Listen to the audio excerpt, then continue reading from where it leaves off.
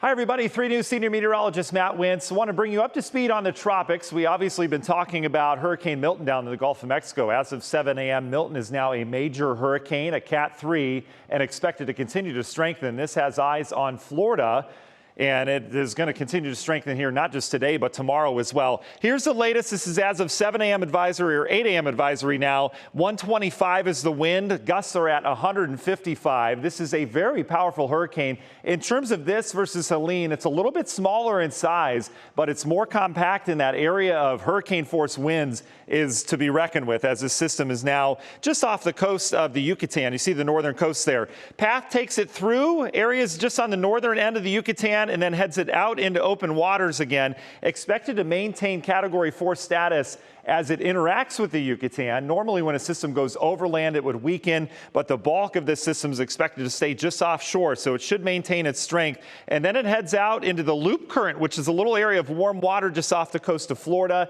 It's expected to strengthen there and go up to 145 mile-per-hour winds. And then what's going to happen, there's a trough coming into Louisiana. That trough is going to start to pick up what's going on with Milton in terms of the activity and the convection around it. It'll start to shear it a little bit, and as a result, we are expecting some very, very slight weakening as it begins to head inland towards Tampa Bay.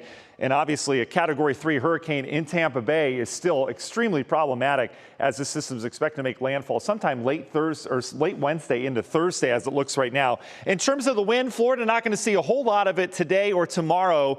It's as we get into the latter half of the day tomorrow into Tuesday night and Wednesday. That's when those hurricane force winds are expected to come on shore.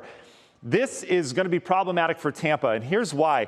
Systems don't typically come from west to east down in Florida. Tropical systems are usually coming off the Atlantic or from the south of the Gulf of Mexico. So this brings a storm surge threat in the areas that don't typically see it. From Tampa down towards the south, Fort Myers, all the way down to the Keys, we're going to see a rise in seawater with that storm surge.